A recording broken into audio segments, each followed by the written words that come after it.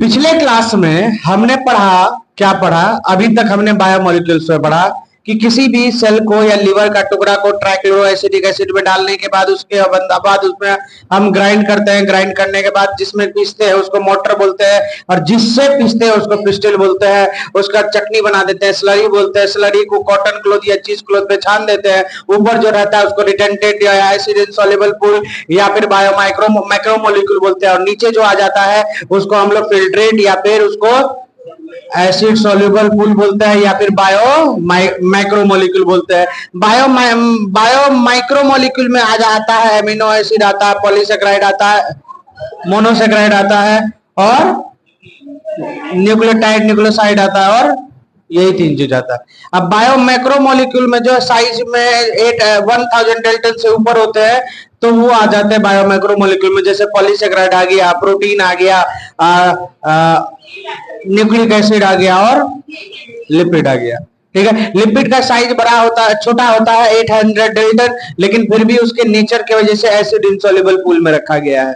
ठीक है, उसके बाद हमने पढ़ा एश के बारे में। एश में क्या होता था कि कभी भी कोई मॉलिक्यूल ऑर्गेनिक मैटर को जला देते थे, लीफ को जला देते थे, बचा हुआ जो राख था उसी को एश बोलते हैं। उसमें जो सब्सटेंस होते हैं वो इनऑर्गेनिक सब्सटेंस होते हैं, पेड़ है।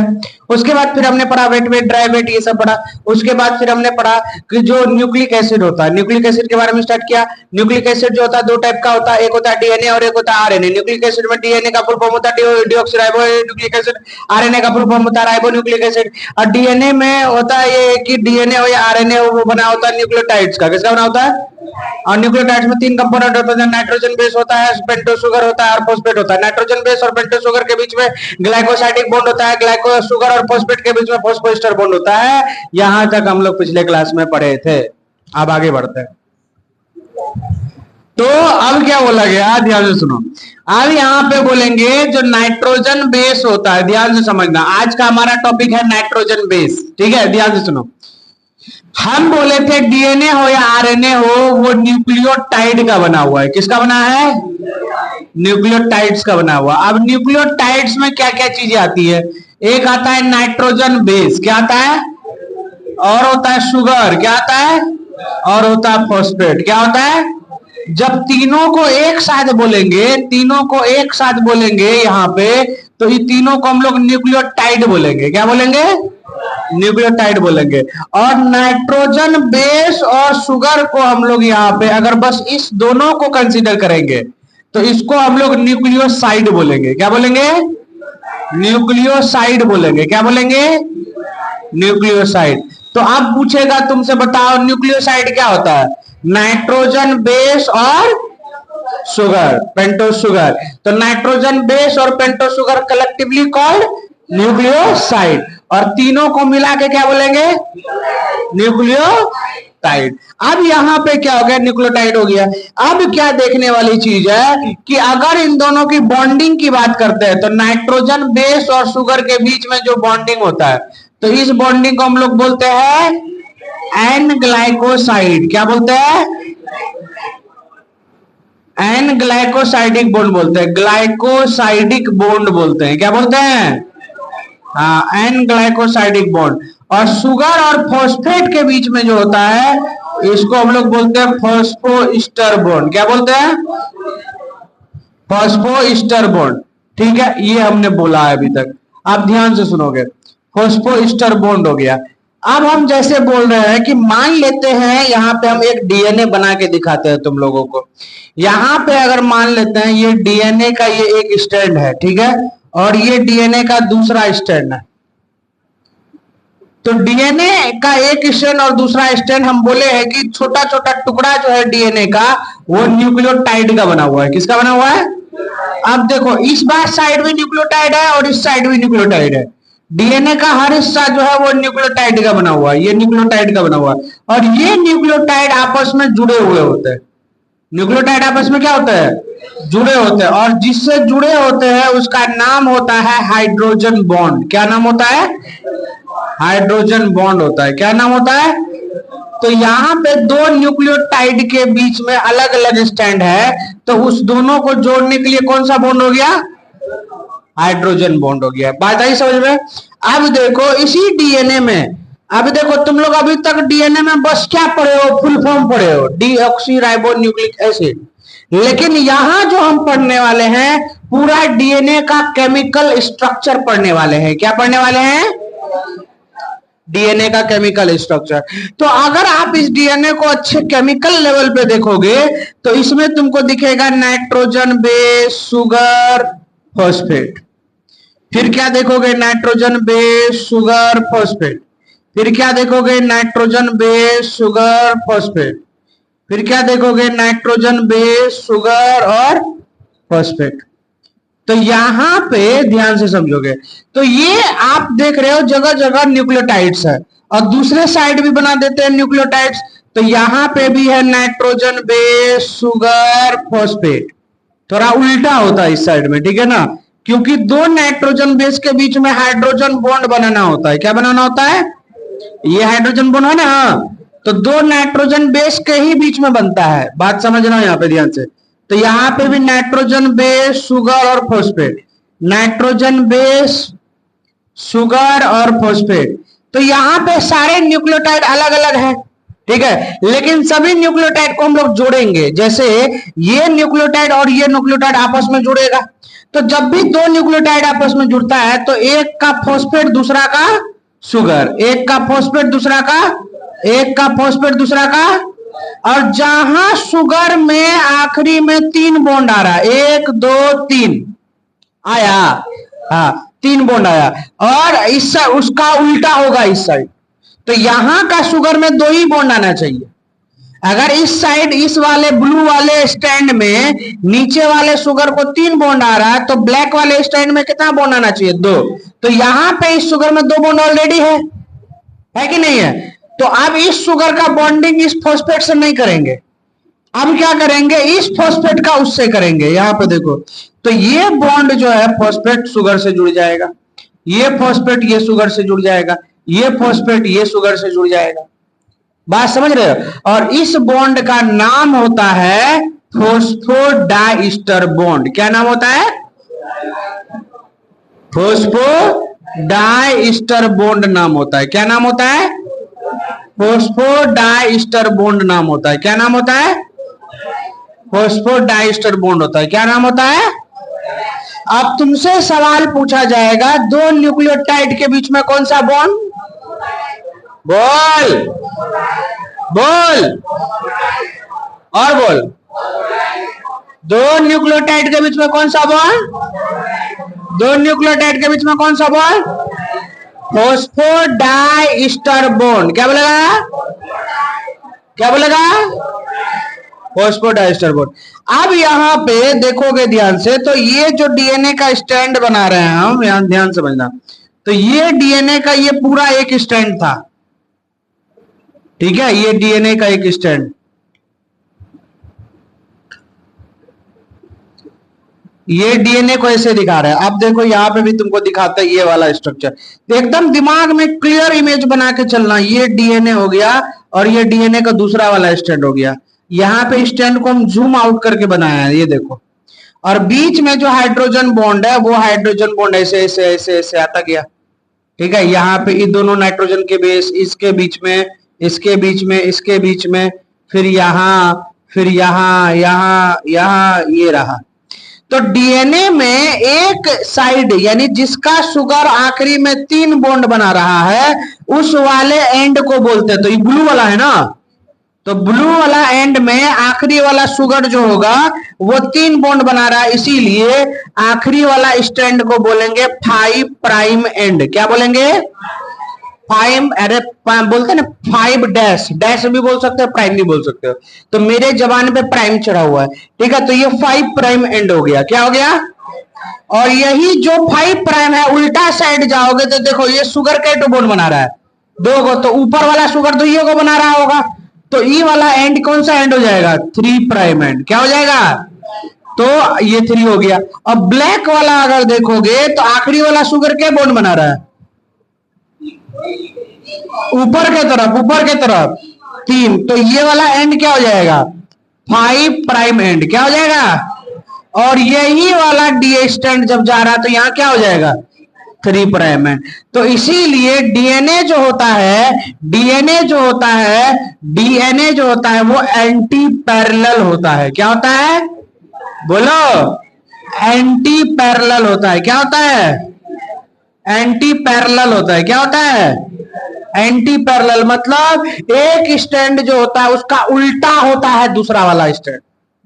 बात समझ रही हो क्या? नैना तुम भी यही पढ़ रही हो क्लास 12th में? हाँ, अभी इस 12th क्लास में भी यही टॉपिक चल रहा है, लेकिन उन लोग का चैप्टर अलग है। उन लोग का है मॉलिक्यूलर बेसिस ऑफ इनहेरिटेंस और आप लोगों का है बायोमोलिक्यूल। मजे की बात यह है कि बायोमोलिक्यूल में भी ये टॉपिक है और मॉलिक्यूलर बेसिस में भी ये टॉपिक है, लेकिन हम आपको 12th लेवल तक अभी पढ़ा देंगे 11th में, समझे? ताकि जब आप वहां जाओगे तो वहां बस मुस्कुराओगे। क्यों? क्योंकि आपका पढ़ा हुआ है। ई बकलोलवा सब कहां कहां पहले पढ़ा, तो इन लोग को कुछ पता आता है नहीं, ठीक है? तो इन लोग को अभी पढ़ना पड़ रहा है। आप लोगों को अभी पढ़ा देंगे तो 12th में हमको आसान रहेगा कि नहीं? आसान तो नहीं बनेगा। 12th में फिर नया बच्चा आएगा तो फिर उसी लेवल से पढ़ाना होगा, क्योंकि कोई ना कोई पगलेलवा अभी इधर उधर भटक रहा है, वो आएगा जरूर, ठीक है? तो वो आता है, ठीक है? भटकने के बाद आता है, लेकिन आता है। चलो, तो यहां पे ये बात समझ में आई। डीएनए का एक स्टैंड अगर 5 प्राइम है तो दूसरा क्या हो जाएगा? 3। और यहाँ पे एक 5 प्राइम टू 3 प्राइम जाएगा और दूसरा क्या जाएगा? 3 प्राइम टू 5 प्राइम। और एक दूसरे का उल्टा हो गया क्या? अरे बोलो, एक दूसरे का उल्टा हो गया तो इसीलिए क्या बोलते हैं? Anti parallel. क्या बोलते हैं? क्या बोलते हैं? क्या बोलते हैं? समझ में आई ये बात? बोलो, कोई दिक्कत है? कोई दिक्कत नहीं है, सबको समझ में आया? और तुमको आया आयुष? बताओ तो, दो न्यूक्लियोटाइड के बीच में कौन सा बॉन्ड? डाइस्टर्नल नहीं है, डाइस्टर है बॉन्ड। क्या बोलेगा? फिर से बोल। Phosphodiester bond. फिर से बोल। Phosphodiester bond. Phosphodiester bond. Phosphodiester bond.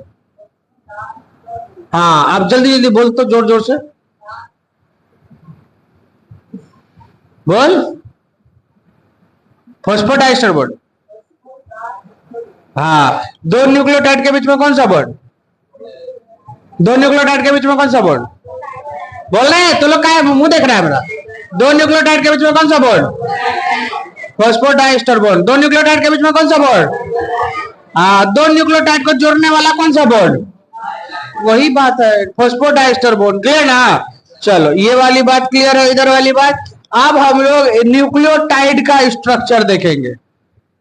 Nucleotide का स्ट्रक्चर में नाइट्रोजन बेस, शुगर और फॉस्फेट तीनों को जब हम पढ़ लेंगे तब हमारा ये टॉपिक डन हो जाएगा, न्यूक्लियोटाइड हो जाएगा। और एक बार न्यूक्लियोटाइड हो गया तो डीएनए के बारे में बात बोलने में ज्यादा टाइम लगेगा नहीं, 10 मिनट के अंदर पूरा डीएनए का सारा बात बोल देंगे, ठीक है? मेन है इसका केमिकल स्ट्रक्चर को समझना। बात समझे? हाँ, तो यहाँ पे न्यूक्लियोटाइड में अभी आपने देखा कि किस तरीके से न्यूक्लियोटाइड मिलके डीएनए का स्टैंड बना रहा है। बात आई समझ में? तो ये चीज होता है। तो अब क्या होता है, देखो, वास्तविक बात अगर बोला जाए ना, तो वास्तविक तरीके से स्टैंड जो होता है, ये स्टैंड में दो ही चीज आता है। ये स्टैंड में, डीएनए का जो स्टैंड है, एग्जैक्टली अगर सही सही बात बोला जाए तो इस डीएनए में दो ही चीजें आती है, दो स्टैंड में दो ही चीजें आती है, शुगर और फॉस्फेट।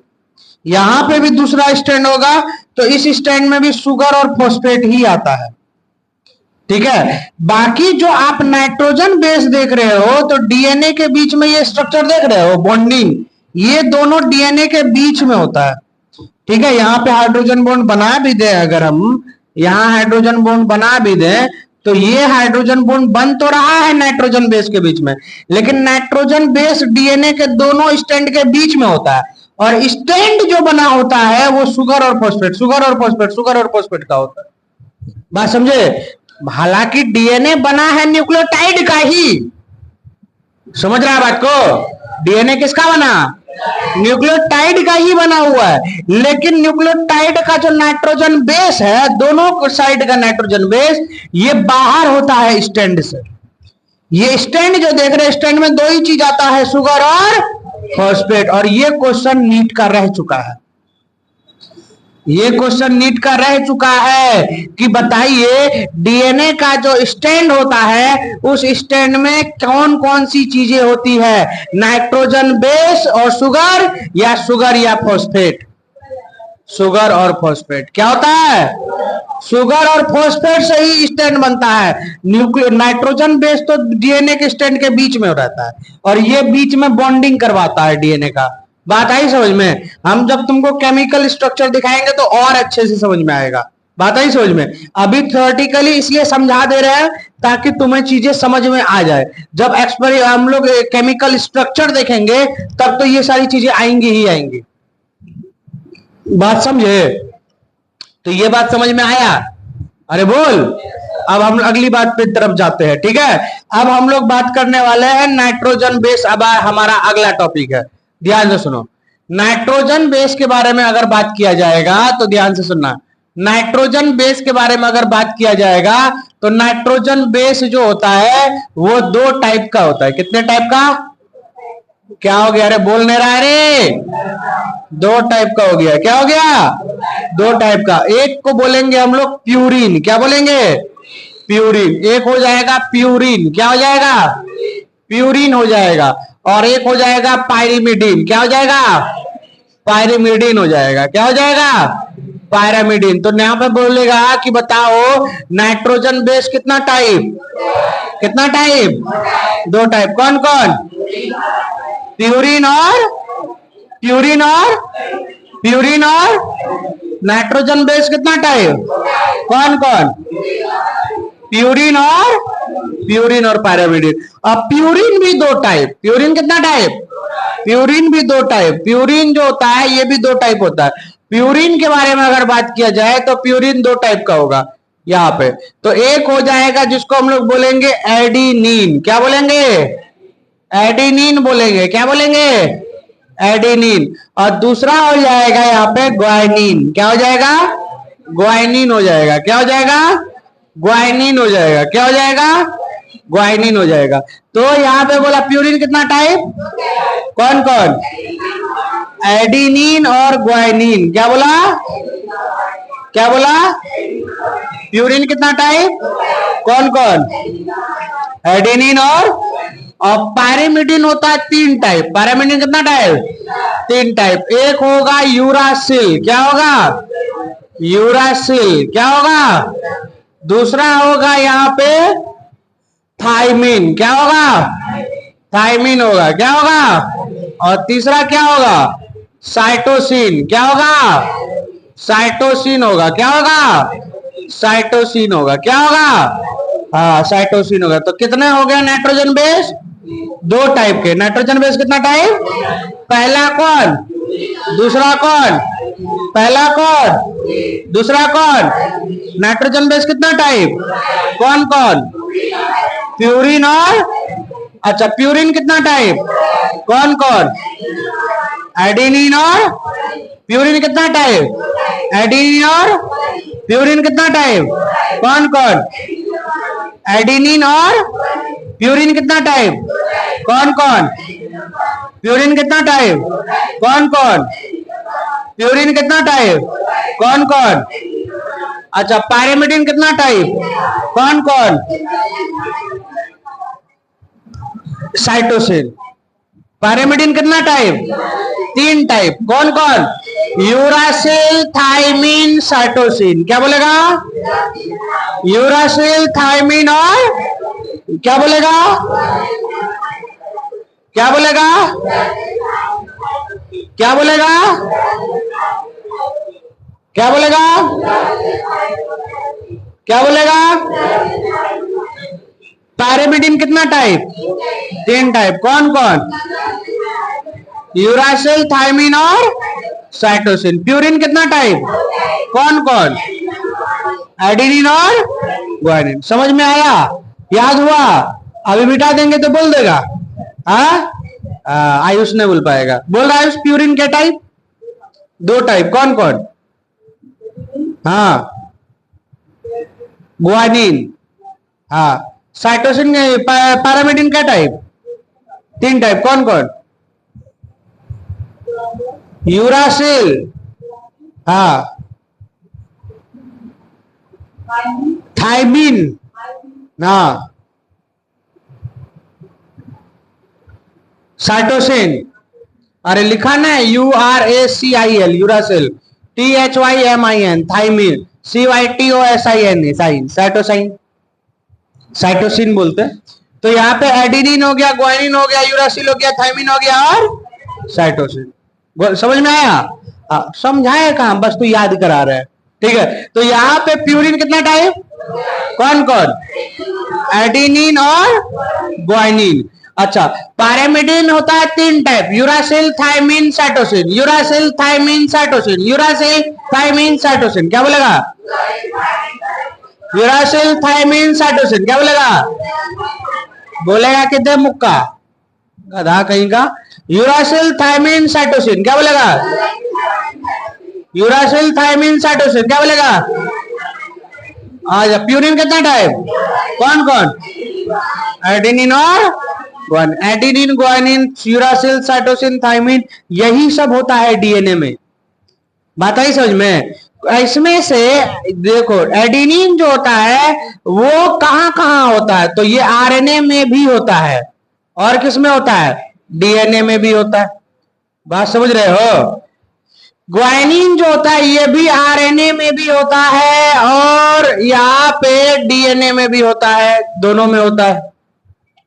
ठीक है, यूरासिल जो होता है ओनली होता है किसमें? तो ओनली होता है ये आरएनए में। किसमें होता है? आरएनए में। और डीएनए में यहाँ पे नहीं होता है, डीएनए में यहाँ पे नहीं होता। और थाइमिन जो होता है, तो थाइमिन में आरएनए नहीं होता है, मतलब आरएनए में थाइमिन नहीं होता है, लेकिन डीएनए में थाइमिन होता है।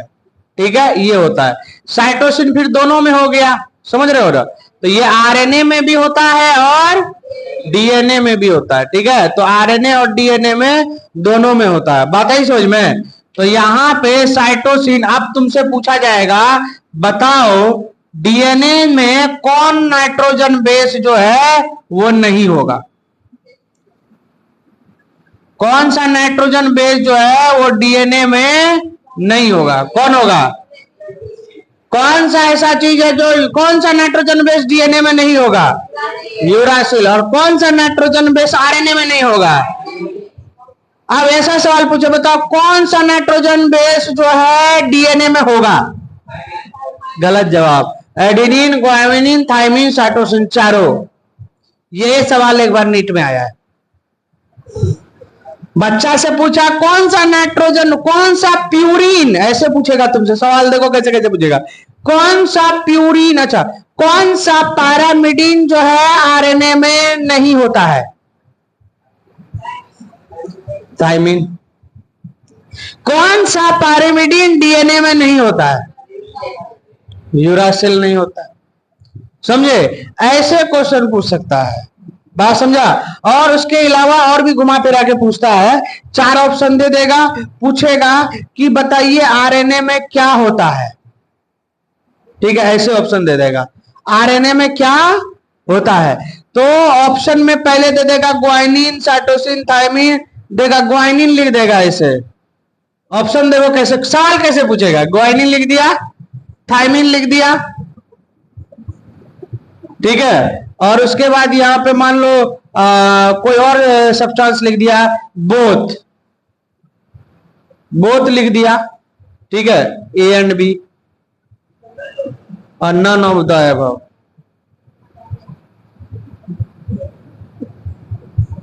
NOTA, none of the above. अब तुमसे पूछेगा कि आरएनए में कौन होता है?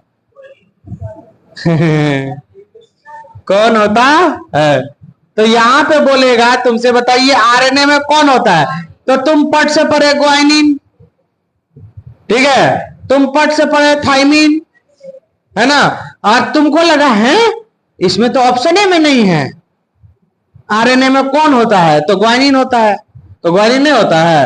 तो इस तरीके से घुमा फिरा के पूछेगा तुमसे, समझे? अब बच्चा देखा पहले तो यहाँ पे, अब मान लो ऐसा भी होता है कभी कभी,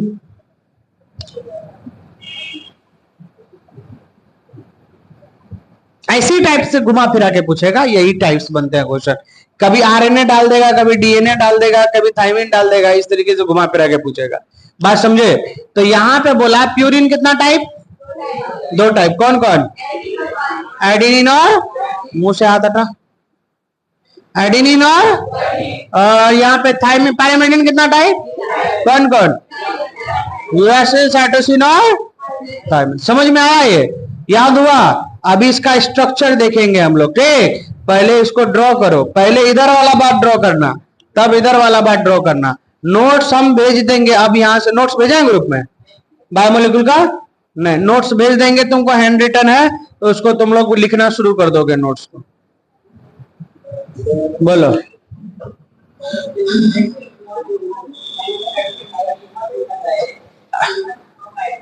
अभी यहां के बारे में बोलेंगे, अभी बर्दाश्त करो। हाँ हाँ, ये हाइड्रोजन, हाँ बर्दाश्त कर, बर्दाश्त करो, बर्दाश्त समझे? मतलब बर्दाश्त करने का मतलब ये बोले सब आएगा जो तुम पूछ रहा है ना, तेरा एक एक डिटेल में बोलेंगे। तुमको पता है ना कि जब हम जो टॉपिक को जब डिटेल करते हैं तो कहाँ जाता है, तो वो आएगा। बर्दाश्त करो थोड़ा सा, 2-3 दिन में तुम्हारे सारे सवाल का जवाब मिल जाएगा। अभी बोलेंगे वही बात जो हम 1-2 दिन के क्लास में बोलने वाले, तो थोड़ा सा सब्र, पेशेंस, ठीक है, रखो। जल्दी छापो इसको। फोटो का ले रहा है, छापना रे। चलो, तो यहाँ पे हम लोग ने बात किया डीएनए और आरएनए के बारे में। तो अब हमने डीएनए के बारे में जो भी बात किया, अच्छा यहाँ स्पेलिंग करेक्ट कर लोगे, थायमिन में यहाँ पे ई आएगा, ठीक है। चलो, अब इसको आपने लिख लिया होगा, अब हम इसको मिटाते हैं। अब हमारा अगला टॉपिक है structure of nitrogen base, structure of purine और स्ट्रक्चर ऑफ पैरामिडिन। ठीक, चलो इसको मिटाते हैं।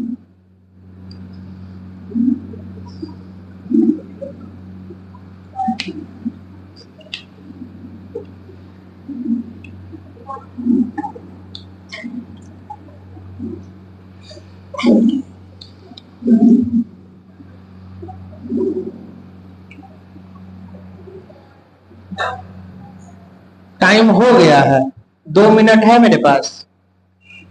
कितना टाइम हुआ? 10:30 हो गया, 10:20 हो गया, 10:22 में अगर पढ़ा दे तो कोई दिक्कत। यहाँ पे मैंने बोला नाइट्रोजन बेस जो होता है वो 2 टाइप का होता है। अभी मैंने कुछ देर पहले बोला, यहाँ पे एक हो गया प्यूरिन और एक हो गया पैरामिडिन, ठीक है, पैरामिडिन। प्यूरिन और पैरामिडिन का अगर स्ट्रक्चर ड्रॉ किया जाए तो कुछ इस तरीके से पैरामिडिन का स्ट्रक्चर होता है। सबसे पहले ऊपर में हो गया कार्बन, उसके बाद इधर और इधर हो गया नाइट्रोजन, इधर हो गया कार्बन, इधर और नीचे अगर आ जाएंगे तो फिर होगा कार्बन और फिर नीचे होता है नाइट्रोजन। क्या होता है? नाइट्रोजन। तो यहाँ पे ये जो स्ट्रक्चर है, इस स्ट्रक्चर में अब क्या करना है, तो नंबरिंग करना होता है। ऐसा स्ट्रक्चर बनाने के बाद नंबरिंग, और पैरामिडिन में हमेशा नीचे वाले नाइट्रोजन से नंबरिंग करेंगे और क्लॉकवाइज, जैसे घड़ी का कांटा चलता है वैसे चलेंगे। तो ये 1 हो गया, तो ये क्या हो गया 2, ये क्या हो गया, ये क्या हो गया, ये क्या हो गया, ये क्या हो गया 6, ठीक। उसके बाद हर एक 1 और 2 के बीच में डालेंगे डबल बॉन्ड। क्या डालेंगे? Double bond. फिर इसको 2 और 3 छोड़ देंगे, फिर कहां डालेंगे 3 और 4, फिर इसको छोड़ देंगे, फिर कहां डालेंगे 5 और 6 के बीच डाल दिए। अब कुछ नहीं करना, जहां जहां कार्बन 3 बॉन्ड बना रहा है उसको 1 बॉन्ड पूरा कर देंगे। जैसे यहां कार्बन कितना बॉन्ड बना रहा है? 3 बना रहा, तो यहां 1 हाइड्रोजन डाल देंगे। क्या डाल देंगे?